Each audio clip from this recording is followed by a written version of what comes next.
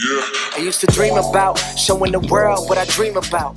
Forget a mic, my whole life I thought it'd be the mouth. I guess it's fitting how life threw me the curveball. Pops told me work till you make it, man, then work more. I guess I took that to heart, cause I've been working harder now than I... Ladies and gentlemen, welcome into another episode of Mom's Basement.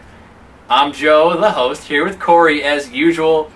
Matt Cole is in the studio behind the glass producing for us today. What? Wait, why does he get to talk before I get to talk? Lucky to have him here. Fuck him. Before we get started with the show today, a quick congratulations to Corey. We get a round of applause here. Corey's worked really hard on getting his nursing degree. Corey, I'm proud of you. Oh, thanks, I mean that. Yeah, Proud. I appreciate Good work. That. I know it's tough. Part of the reason why we haven't been uploading for a bit. Yeah, I know it's tough. Real proud of Corey here. Also, I apologize for my voice. The end of nursing school kind of got to me. I got sick towards the end, but I should be good by next time we do the show. Secondly, make sure you guys are checking out the Crossover Report at crossoverreport.com and at Crossover Report on all social media. That's Facebook, Twitter, Instagram. And make sure you're checking out all the articles they write every single day. It's great stuff coming out of them. We have a lot to do today, considering we haven't been here. Yeah, we haven't been on since before the NFL draft. So we got a lot to talk about. Speaking of the NFL draft, that's where we're beginning today. Yep. The Bears traded up to number 2. Matt's making the number 2 behind the camera here. He's taking a shit. Nope, that's not true. I'm going to try to cut that out, but the Bears trade up to number 2 to get Mitchell Trubisky, quarterback, North Carolina. I know it's probably a topic that's been hit over the head a few times, but we haven't given our opinions on it, so that's what we're going to do right now. Personally, I'm fine with it as long as Ryan Pace thinks or knows that Mitchell Trubisky is his guy. I think the only reason they traded up, and you can't change my opinion on this, the only reason they traded up is because they knew another team was going to try and jump them to get to number 2 to take their guy. I think it's the only reason they did it. I'm fine with them doing it just because if he's your guy, he's your franchise quarterback, you take him no matter what. Yeah, I mean, Mitch Trubisky was my number 2 quarterback behind Patrick Mahomes in this class, who went number 10 to the Kansas City Chiefs. That arm, though. Yeah, that arm is ridiculous. But as a GM, you get basically one chance during your tenure to make a long-term decision at the quarterback position. So Jerry Angelo got his chance to trade for Jay Cutler. Phil Emery got his chance to re-sign Jay Cutler.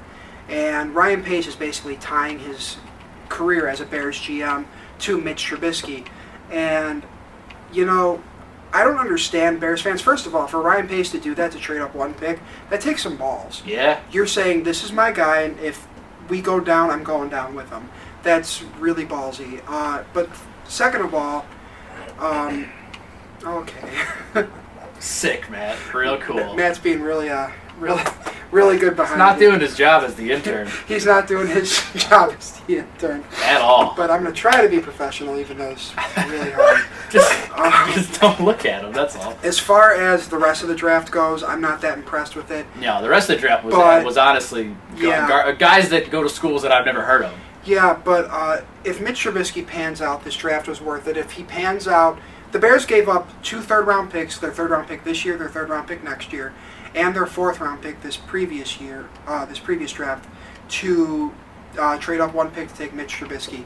And I don't understand Bears fans who sit there and they say the Bears need to do something different at the quarterback position besides Jay Cutler. They fucking hate Jay Cutler.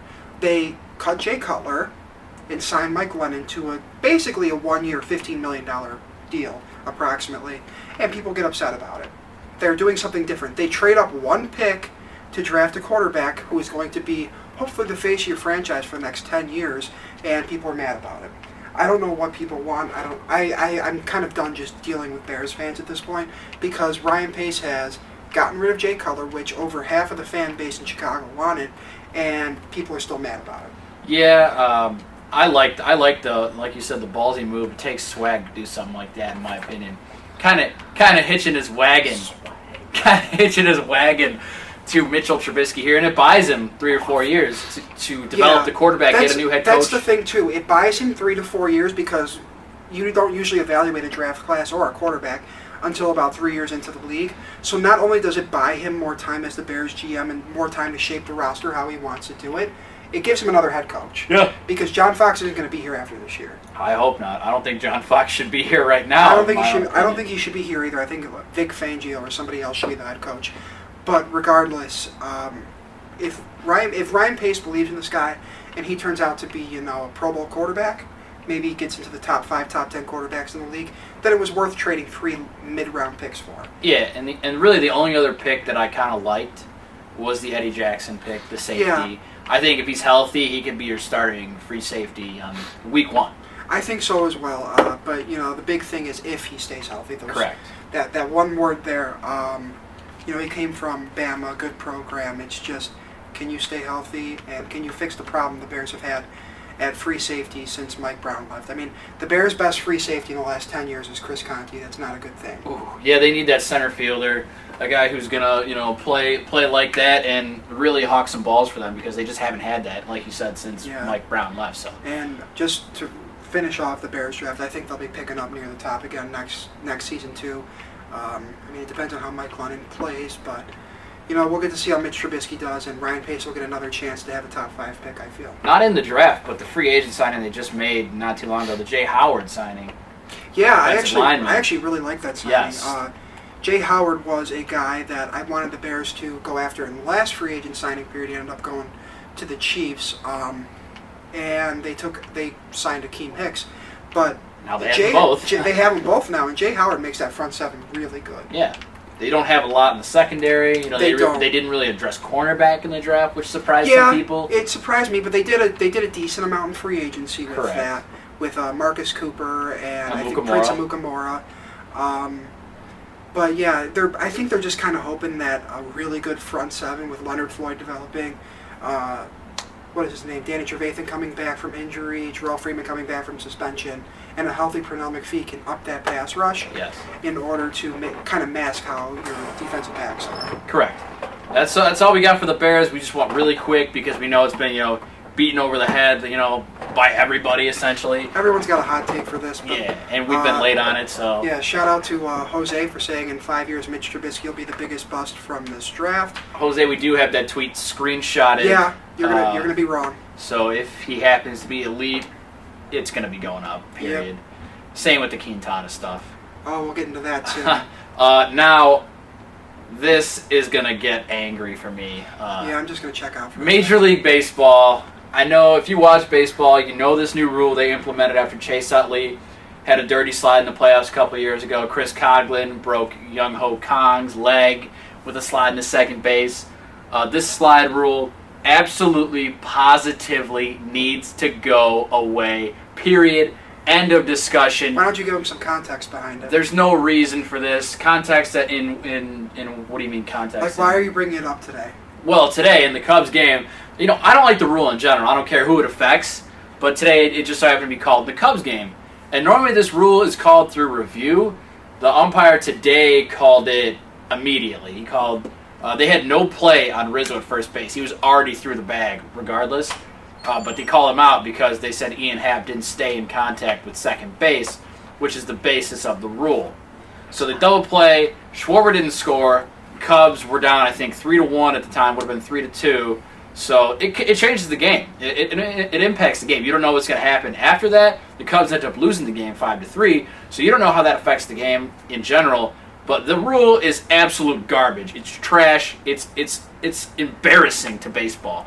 I don't care if it breaks somebody's leg. I don't care if they get a spike in the ankle. I don't care if they tear an Achilles. I really could give two shits about it. I don't care who the player is. It doesn't matter. This rule is trash. You can't just put on the brakes at second base. If I'm sliding in hard. And I'm going in to break up the double play to save an inning for my team to score some runs. Period. That's how baseball has been played forever. Forever. The purest form of the game we all know and love. America's pastime. And they're changing it. And I hate it. This rule is absolutely destroying the game. Single-handedly. I'm saying it right now, Corey. Ian Happ slides to second base today. He doesn't go in hard at all. Did you see the slide, by the way? I did not see it. Look up the slide so that while I'm talking about it, You can review the slide and tell me if it's dirty or not. Not a dirty slide at all, let me tell you up front, okay? The umpire has the balls to call not only him out, but Rizzo, run doesn't score, yada, yada, yada. It's absolutely absurd to me. It's absurd. I'm fuming about it 6 hours later, okay? I don't care if he's going into injury. I don't care. Break up the double play. That is what you do in baseball. It's the dumbest rule in the books. It needs to go. It has no place in the game. You heard Joe Madden say it. Get rid of it immediately, Rob Manfred. I'm looking right at you right now, okay? It's absolutely insane. Pure insanity. I hate it. Get rid of it. Did you see the slide, Corey? Yeah, I'm looking at it right now. Is it dirty? Not dirty, but he did overslide the bag by. Overslide? What am I just gonna do? Plop the brakes? I can stop myself in the middle of sliding. I'm gonna hang on, Blue. Hang on. Let me pop the freaking brakes on right now. What? He didn't even. Okay, I'm looking at it right now, and he slid maybe 6 inches before the bag. Who cares? You slide earlier than the bag. I mean, I don't understand your. Mike's asking me to check my phone. Hang on. The rule states that the player just has to make an attempt at the guy at first. He doesn't have to have a chance of getting him out at first. I don't care. I really makes don't. An attempt. I don't care. This guy didn't throw the ball. It's an immediate double play. He didn't throw the ball. It doesn't matter. He made an attempt, though. No. He couldn't throw the ball. If he's making an attempt, throw the baseball. I don't like the rule either. Throw the baseball. Throw it into the ground for all I care. I don't like the rule either. The rule is terrible. It's absolute garbage. I don't care if you slide 6 inches, 6 feet before the bag. It's stupid. If I'm going in, you're trying to break up a double play. I was taught to slide hard and slide late. Break up that double play. They have a neighborhood rule that every infielder uses. They don't even touch the base 95% of the time. So why does it matter if I slide through the bag? They got rid of that. If they're not touching the base, they're not calling it. I don't care if they got rid of it. They don't call it. They never do. They've called it maybe one time. They don't call the slide rule every time either. Yes, they do. They review it and they overturn it. It's absolutely absurd. They need to get rid of it. I'm sick and tired of seeing people slide into the base and get called for this double play for oversliding the bag. Tell me how you stop sliding. Tell me. I'm just going to plop the brakes like I got brakes on a wheelchair. It doesn't make any sense. Opening weekend against the Cubs, Dexter Fowler overslid the base. They didn't call it. Yeah, but they didn't review it. If they reviewed it, it would have been overturned. That was up to Joe Madden. He didn't want it reviewed. Period. That's the only umpire I've ever seen call it immediately. All right, are we Woo! Are we accurately, appropriately triggered right now? I'm so triggered. I've been triggered all day. I saw this. I was fuming. We were going at it earlier today in the living room. Unreal. I'm with you. I hate the rule. Absolutely stupid. I use other language, but I want to keep it semi-clean for the kids. It's not how everyone was taught to play the game. No, you don't play baseball like that. It's for girls. Is this softball? We're playing pansy ball. It's not softball. That's what it is. It's not softball. It's not slow pitch underhand. This is Major League Baseball. We throw fastballs at 90 at people's heads. You're not even getting kicked out of the game for Chris Sale throwing 98 behind a guy.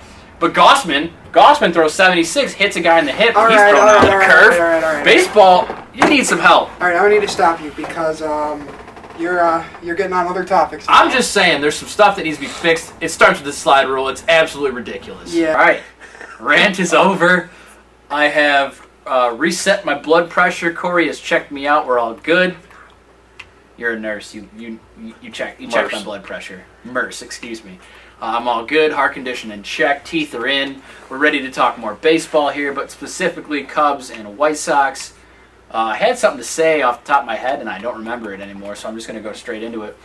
The Cubs, a little disappointing here early on in the season, 18-18. Matt is just not a great producer. 18-18. There's really a panic level for me. It's May 13th. I'm not worried about the team at all. They've got the best manager in the game. They've got the best front office in the game. They've got studs all over the infield. They've got a bona fide ace. They've got a dominant closer. So I'm not panicking. It's way too early. I understand they're only 500, but this is the worst they could possibly play. So it only goes up from here. You got to address the starting pitching. I mean, Brett Anderson, book a flight out of the state. I don't care where you go, but never come back. I already unfollowed him on Twitter. I'm tired of it. Was cute at first. The whole, it's the first inning, it's windy. Here's the picture of the girl, news reporter getting hit with the stop sign. It's all cute at first, but man, you just got to go. Take your double chin, go somewhere else, don't care. The starting pitching's got to be better. Kyle Hendricks has started to progress into his 2016 form in his last two starts, so that's really good. Corey, Yeah. What, Yeah. What? You looked at me like I was wrong, and I was like, No, he's been pretty you're good his correct. last 2 starts. You're correct. Jake Arrieta's got to get his velocity back and start locating the ball better. John Lester's John Lester. He smacked a double off the wall today. That surprised me. I got up because I thought the inning was going to be John over. Lester is John Lester. He still can't throw to first. He picked a guy off, and it's not today, but his last start he picked a guy off first because he stepped off and the guy was running. No, at last start too. So yeah, I'm not worried about Lester. Arrieta, I think the velocity, he's fine. He'll get his command back. He'll be fine. Hendricks is okay. Wasn't his average fastball velocity last year like 95, and now it's at 92.5? Yeah, but last year there was times where the velocity was also dripping, so I'm not worried about it at all. Lackey is John Lackey. Hopefully he does what he did in Colorado and starts to pitch and locate things and not challenge guys with 90-mile-an-hour fastballs over and over, and then wonder why he's getting shelled across the field. Like if you could throw 90 miles an hour down the middle, great, but you're not going to pitch in the major leagues for very long. So hopefully he pitches, locates the breaking ball very well, and then you got to figure out the fit spot. Eddie Butler had a 2-hit performance against the Cardinals. That's great. Not a long-term fix there. You got to go out. You got to make a move. We're going to talk about the Jose Quintana thing here in a minute. Other options, Marcus Stroman's out there. He's got team control till 2021. He brings a passion to the team that nobody else in the league carries. He's dominant force. He's a really good kid. Smart, knows how to pitch. Height doesn't measure heart. That'd be my personal favorite to come to the Cubs. I'd buy 4 Marcus Stroman jerseys off the bat. Why 4? Well, road, away, alternate, throwback. That's pretty obvious. But you only have one body. But there's 7 days in a week. Fair enough. I never know. You never know. You didn't compliment. That's what I wanted to say. Thanks, Matt. Oh, You didn't damn it. compliment my hat. I didn't what? Compliment my new hat. I'm not going to. Why not? Because it's not cool. Leave a comment on this video if you think my hat's cool. It says you never know. If you're a real Steve out there, you'll comment on the video. You'll love the hat. Matt bought what I saw it in his cart before we started the show. So that's coming to Matt real soon. Matt, how hyped are you about that? Matt's real hyped about it. He's going to be rocking it next time he's here.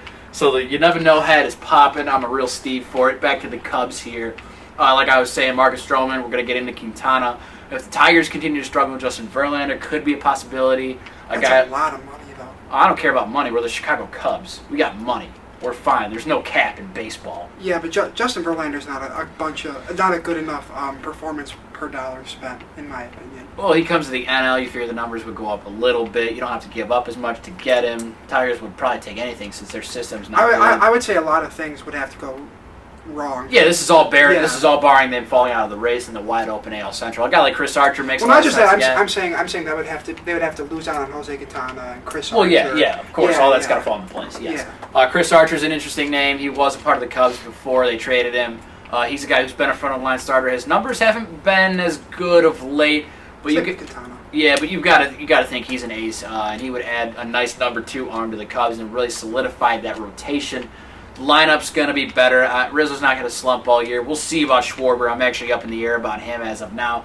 I've been on record as saying that they could trade him to the White Sox, and I really wouldn't care. Baez has got to be better, like playoff Baez. He's got to be better. Chris Bryant is Chris Bryant. He's fine. Russell's got to get healthy. They've had a couple, injuries here. Hayward's been hurt. Bryant's been sick. So the lineup's going to be fine. Happ and Candelario, I don't think they're going to stay up at the major league level. They have nowhere to play. Yeah, they're blocked. So, it's good to showcase them for a possible trade. Hap went deep today. Keep your eyes on him this weekend. He also overslid second base. But you guys. Do you want me to go back into that? Because I will scream all over again. Hey, it's your podcast. It hurts. It hurts my head. It really does. All right, so back to the Cubs. Yeah, like I said, I'm not panicking. Lineup's gonna be fine. The starting pitching they got to address with a trade. There's really nothing else you can say about that. You just got to make a deal for somebody. You good with their bullpen? That's what I'm going to get into next. I'm actually not as high on their bullpen as a lot of people are. Wade Davis, dominant, sure. I hate Justin Graham. Not a fan of Pedro Strop. Really don't like Hector Rodon. Brian Dunsing's been up in the pen. He doesn't belong on a major league roster. Uehara I'm okay with. Carl Edwards I like a lot. But Uehara's like, what, 44? Yeah, he's 40. I think he's 41. Yeah, but that arm's not going to last all year. As long as they don't use him back to back. Like, they've been using him a lot. As long as you back up the usage on him, he'll be fine in the 7th inning, 6th, 7th inning, whatever. Montgomery, he's good out of the bullpen. I don't like him as a starter as much as people do. Carl Edwards Jr. is a really good arm out of the pen, but like I said, Grimm, that guy's horrible. He's bad. They had Floro up. No, don't like that You know either. who else has a lot of good bullpen pieces? The White Sox. The Yeah, White we'll get Sox. into that. Felix Pena was up. That's not a fix. So they got to do something. And the bullpen, I hate to say go for a rental again because I don't want to give up a guy like at the caliber like Gleyber Torres. You don't want to give up one piece to get another rental in the bullpen. Yeah. You'd like to solidify that as well for the future because they're going to lose pieces in the starting rotation for sure in the offseason. So you want to have as much depth as you can. If Jake Arrieta thinks he's a $200 million pitcher, you bet your ass you're going to be. I don't think the Cubs are offering him a contract regardless. They'll tender him a qualifying offer. Just to get that pick, but I don't. No. Yeah, they're not re-signing him. John Lackey, he'll be retired. Hopefully Brett Anderson's in like Mexico or something, and they don't even think about doing that. So then that's 3/5 year rotation that's just gone. Correct. Lester's is not a year getting older. any younger, and Hendricks is the only one who has team control essentially for a long time at a cheap number. So yeah, there's a lot of work to do there. I mean, I trust Theo to do it. Oh yeah. But yeah, the bullpen, man, it's tough. If you actually look in their minors too, 2 of their top 5 prospects are pitchers. But that still doesn't give you a rotation long term. So Theo's got to do something with that and trade, which we'll talk about later. And I saw Dylan Cease pitch. I was at the game with the Cubs watching Dylan Cease throw, and it was cool. Like the kid was touching 98 to 102 in single A. So that was cool to see. He's got real smooth mechanics. It flows really well. He located okay. You know, we've seen the walks with him be a problem in his control tool. As you would grade it as like a 55, I think. So that's got to improve. His off-speed pitches, his changeup looked really good to me. So that's something you like to see, a guy who throws a changeup more than he throws a slider or a curveball. He did have Tommy John already. That's out of the way. Yeah, Tommy John's not as big of a deal today as no, I mean, if you've got it out of the way, I mean. And then just for people, for reference too, when Joey's talking about how he has a 55 control, MLBpipeline.com does this grading scale for prospects on a 20 to 80 scale, with 50 being average. So anything above 50 is above average. So he has above average control. That's what we're trying. That's what we get at. So his control is actually a 45. Excuse me. Well, Joey is wrong. Yeah, that's below average, but it was okay in that game. They graded his fastball at a 70. This fastball was really good, like really, really good. So that was fun to watch. I like his mechanics a lot. Everything's sound. Not like a guy like Giolito. I'm sure you'll touch on a little bit. But yeah, I think you can't hoard these guys. Essentially, you got to make a trade here. The Cubs won a World Series; they're gonna want to win again. And see, the Cubs don't win that World Series without Aroldis Chapman. Correct. So it's not giving up prospects to win a championship isn't something you can knock Theo on. If the Cubs have a bottom 5 farm system next year, but have 2 World Series back to back, Cubs fans aren't gonna be mad about that. Right. So you got to make a move. It's just plain and simple. They'll make a move. What move it will be, we'll see. I think he'll shore it all up, and they'll be fine going into August and September in the postseason run. Alrighty.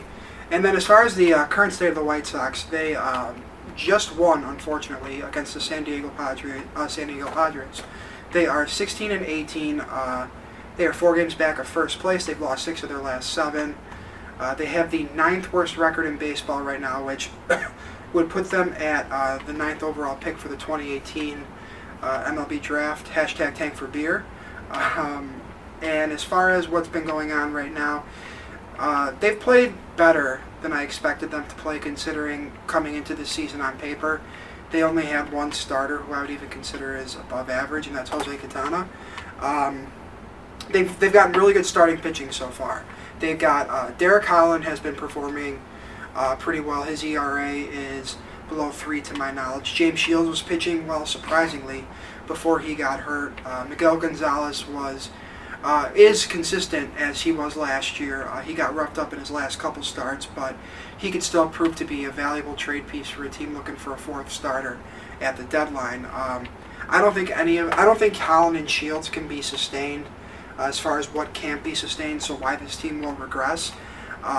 Just Holland has a history of not being very healthy, and the fielding numbers that support his ERA are showing that he's just bound to regress, because he's getting some fortunate luck, I would say, on the defensive end of things. And James Shields is just awful. I don't care what you say. When the season goes on and his fastball drops from 94 to 92 to 90 and then into the 80s, he's not going to be able to get anybody out. Matt Davidson has a ton of power. He's hit a bunch of homers this year, but he can't hit a right-handed batter. He's basically the White Sox version of Kyle Schwarber, just on the opposite side. He also has a 50% strikeout rate, which is god-awful for you people who don't quite acknowledge that. He has a lot of power, good for him, but he can't hit right-handed pitchers. So he's been providing most of the White Sox offense, as has Javy Garcia, who today hit a home run over 400 feet today. Don't understand how he's doing it. I don't get it. It doesn't make any, because he doesn't turn on the ball at all. Yeah, he doesn't. He doesn't pull his hands in and turn his hips and pull the ball. Yeah, I don't understand. They acquired him in 2013 and hoped, he could be a 5-tool right fielder who could be a middle-of-the-order bat. And he's suddenly figuring it out now, quote-unquote figuring it out. But his OPS right now, which is on base plus slugging, it's over 900, which is really good. His average is over 300. He's on pace to hit about 30 home runs and drive in over 100 runs, which is ridiculous considering the expectations we had for him. But one thing that's a little telling about Javy Garcia, baseball has a stat called batting average on balls in play. It's called BABIP. And basically it says how often you hit the ball, how often does it go for a hit. And usually the number for that is about, depending on the player on average, but it's usually around 300 or a little above that. Javy Garcia's has been sitting at over 400, and at one time it was at 500 in April. And what that means is he's going to regress. He's going to not get so lucky anymore. Defenses are going to start to figure out how to handle him. They're going to see he still can't pull a ball. It doesn't matter if he hits it 400 feet out of the park, but he's going to be, that batting average is going to come down, that OPS is going to come down. But, I'm starting to believe a little bit that he can end the year with, decent numbers, more than I expected from him. But, I still don't think I don't want him to be part of this future rebuild, and I don't want him to be part of this team beyond, 2018, 2019. But his contract runs through 2020, so if he continues to perform, at least the White Sox have him locked up for cheap, and you can see what you have there. And then one more thing that's not going to be sustained is Jose Quintana's quote-unquote bad start. Jose Quintana has had 2 bad innings this year where he's given up, I think, 5 and 6 runs or 5 and 5 runs. 10 runs in 2 innings. Yeah, 10 runs in 2 innings, which that's why ERA isn't the most telling stat for a pitcher. It's certainly better than wins and losses. His ERA currently sits at 4.46, which is certainly not Jose Quintana, but he's pitching against the Padres tomorrow. I'm assuming that's going to come down. And if he can get his ERA down to the mid-3s, he'll be as valuable as he ever was going into the trade deadline. And he is the last big piece the White Sox have to trade for multiple prospects before you see the prospect wave come up. And then as far as what can be sustained, basically the entire bullpen outside of Dan Jennings, and I guess Nate Jones, his ERA technically isn't below 250, but he was getting it to normalize before he got injured. The entire bullpen outside of Dan Jennings has an ERA below 2.5.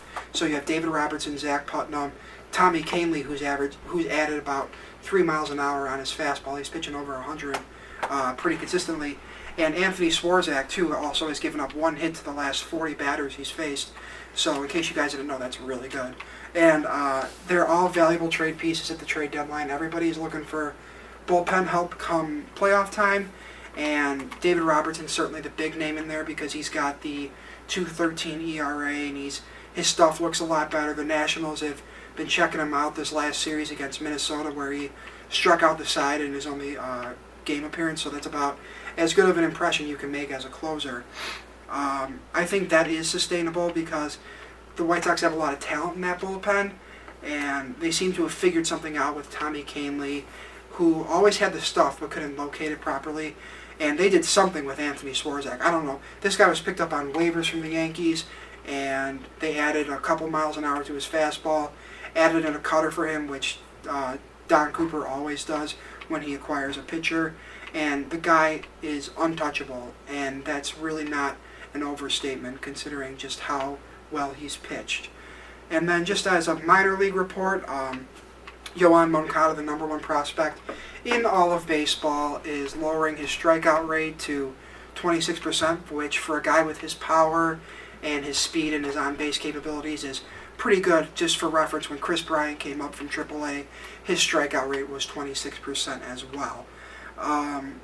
Yoan Moncada, I think, is ready now. He won't be called up until, I believe, later July to avoid what's called Super 2 status, which basically means essentially they have an extra year of control on him away from arbitration. The pitching that's been very good in the minors, you've got Michael Kopech is averaging 18 strikeouts per 9 innings, which I'm told is pretty good. Carson Fulmer and Reynaldo Lopez look very ready for the big leagues. Zach Collins has been getting on base, but his batting average is a little low. He's having a hard time hitting the ball, but he still walks a ton. And Lucas Giolito has been absolute trash. Yeah, he sucks. He's been trash up until tonight. He had a really good start through 6 innings, only gave up 2, struck out 5, gave up 4 hits, on only 1 walk, which is very telling for me, because Lucas Giolito's problem is not his raw stuff. He has a really good fastball. His fastball is, I believe, a 70 on that scale we talked about earlier, as well as his off-speed stuff is above average as well. He's just a taller guy, and when the Washington Nationals called him up last year, they screwed with his mechanics a little bit, and Don Cooper is basically remaking his entire mechanics. So it's going to take him, I think he won't get called up until September, if at all, this year, and that's perfectly fine. He's 22 years old and in AAA, so if you tell me by the age of 24 that Lucas Giolito has it figured out and he's a really good big league pitcher, I'm perfectly happy with that. We're not trying to win. Let him figure out his body mechanics. Let him get his control together. And if tonight is any indication, he's taking steps in the right direction, and I'm very satisfied. Hashtag tank for beer. Yeah, we're tanking for Seth Beer, boys. And what about Rooker this season?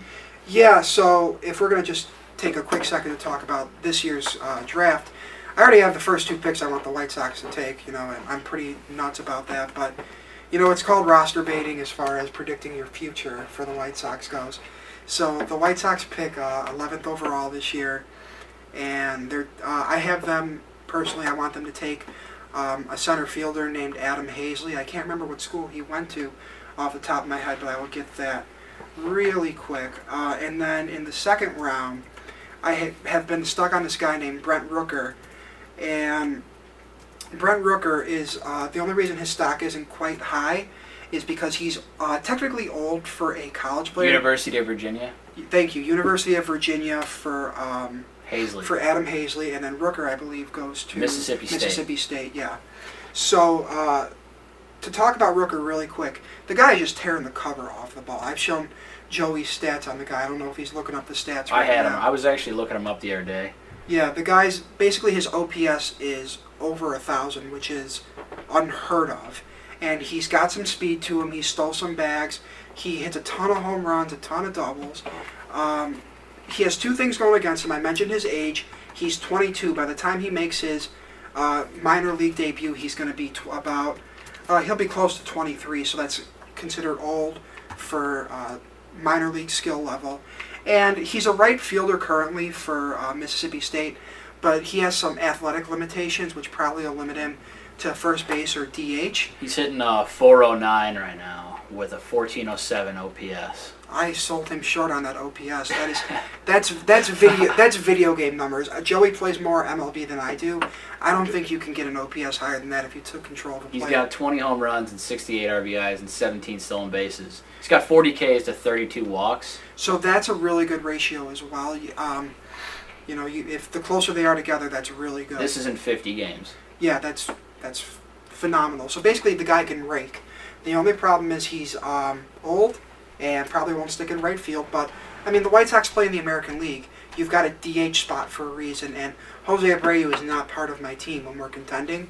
So if you put Brent Rooker at first base, the guy's going to be an above-average defender at first base because he had enough athleticism to play right field, and first base is probably the easiest position to play on the diamond.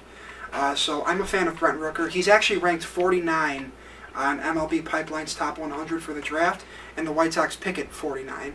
So if value stays the same, he'll be there.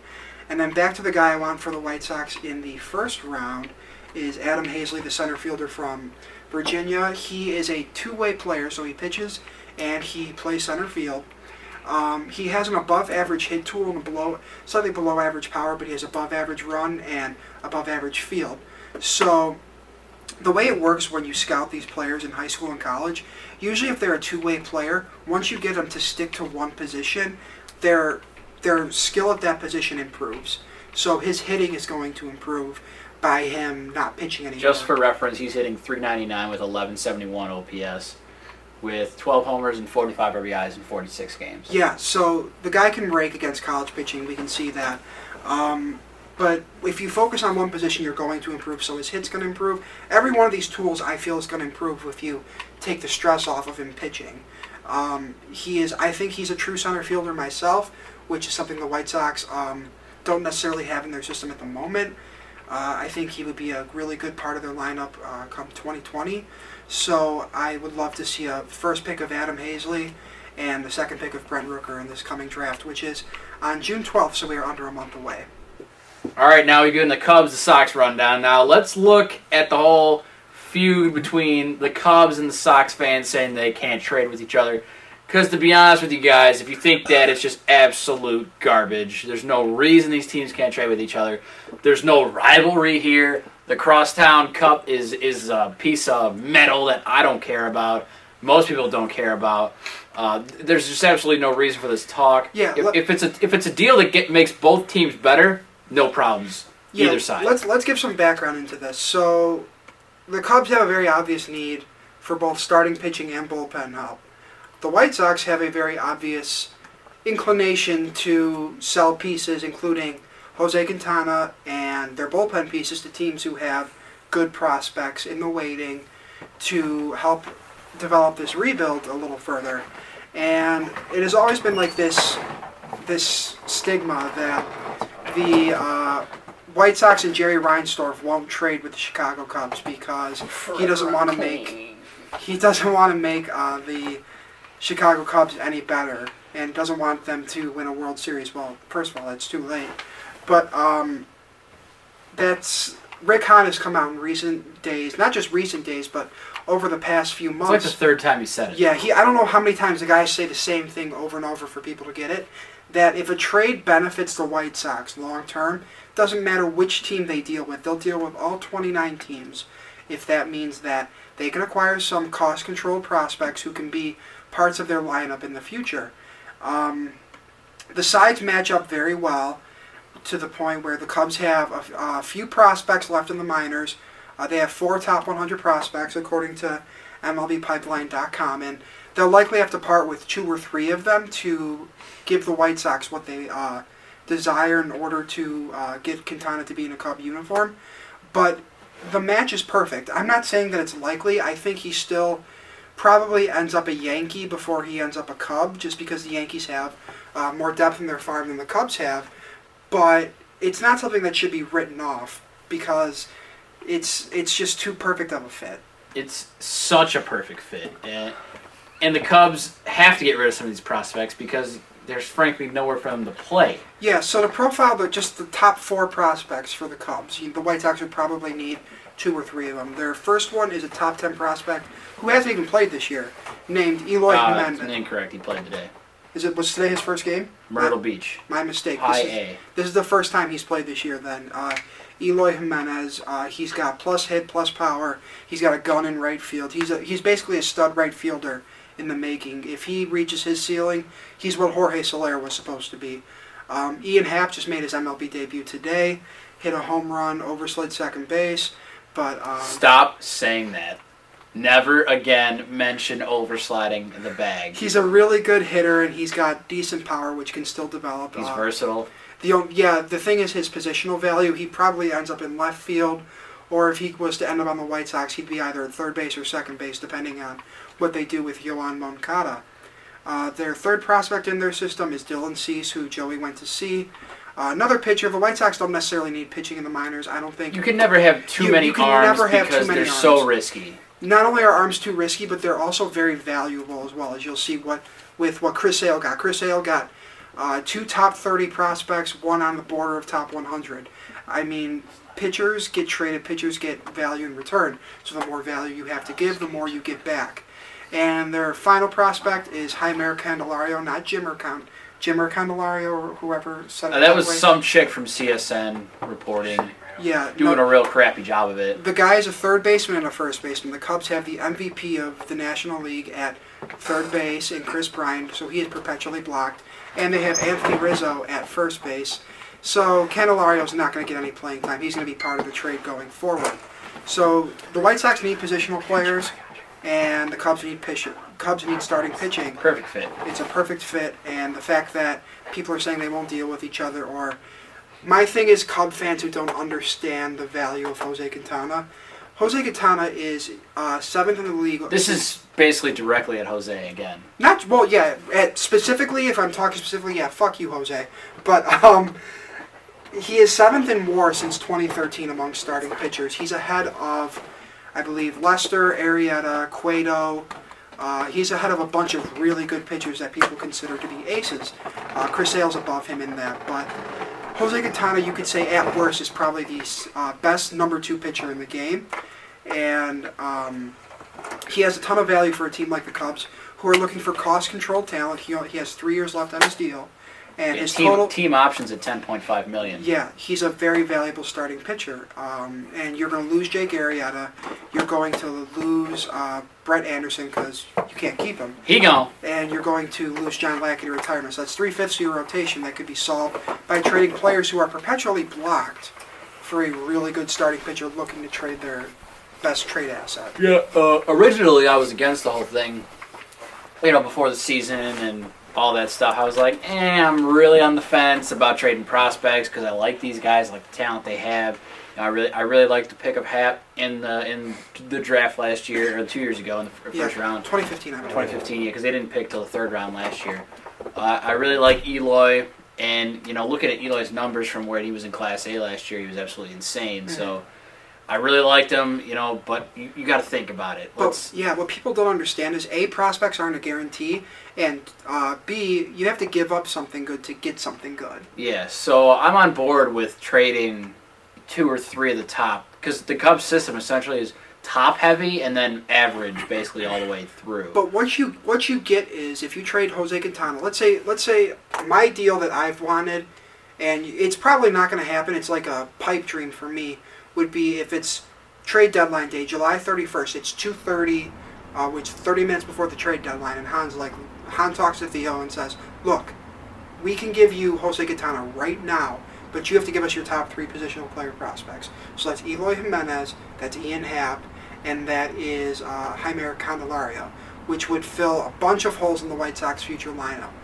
That probably isn't going to happen. I've noticed with making these trade projections for myself is that it's always a step below what you think, because if both teams feel like they gave up too much, then that means it's a fair trade.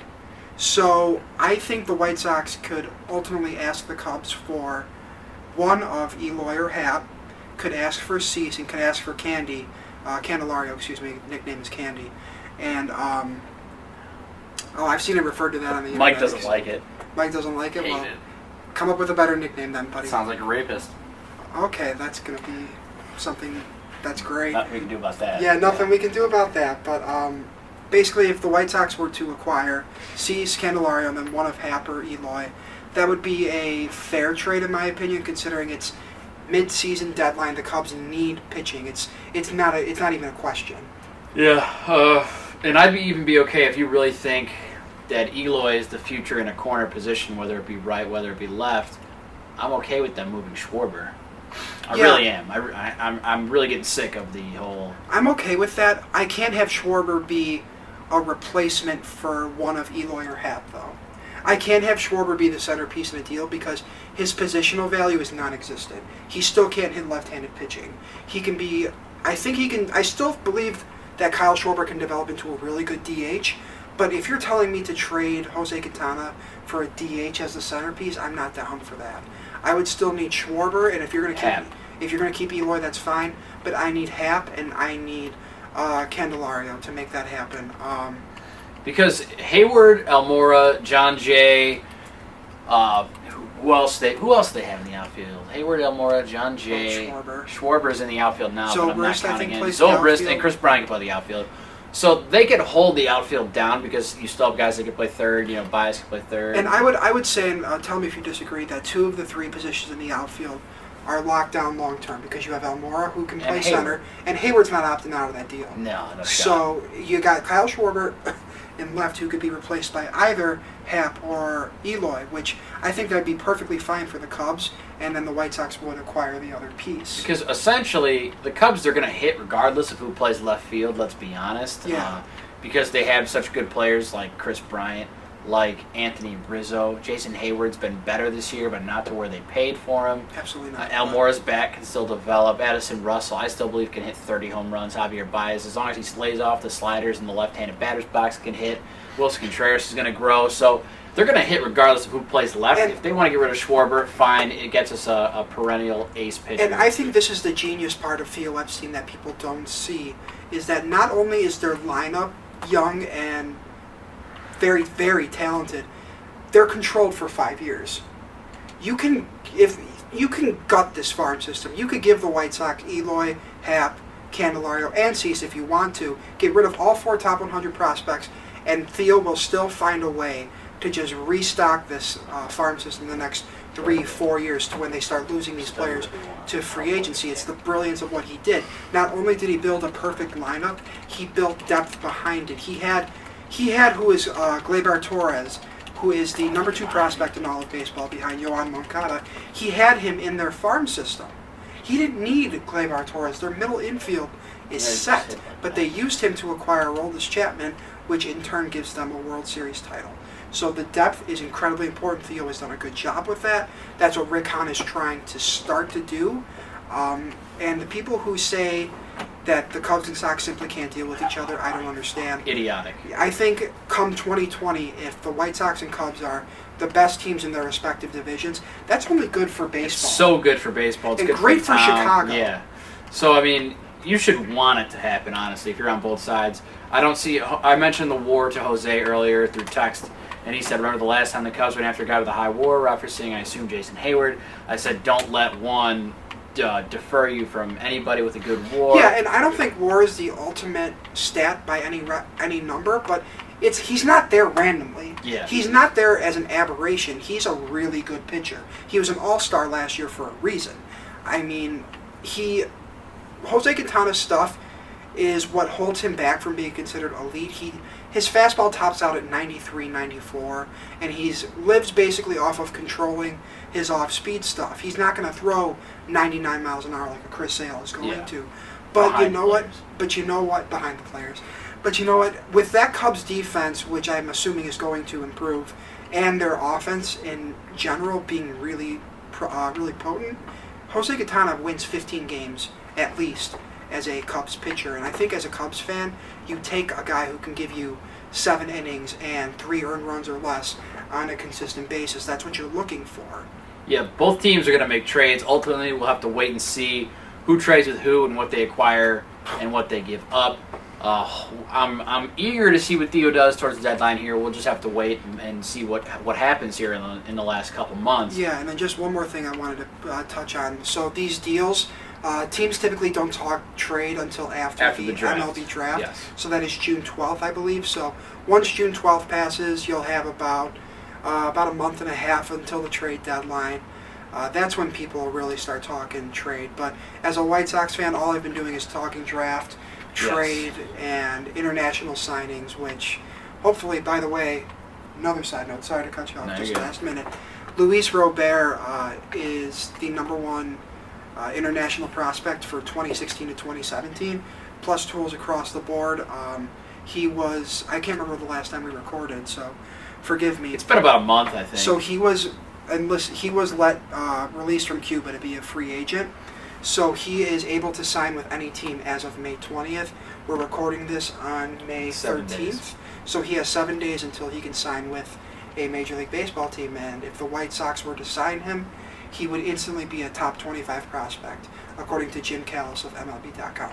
So there's a lot to look forward to as a White Sox fan in the next 100 days, including potentially trading with the Cubs. Yeah, it's going to be fun to watch it all play out here as we get towards the June draft and the July deadline. Can't wait to see how it all plays out. We'll be here to discuss anything that happens week by week here, hopefully a little more consistent as we move towards the summer here.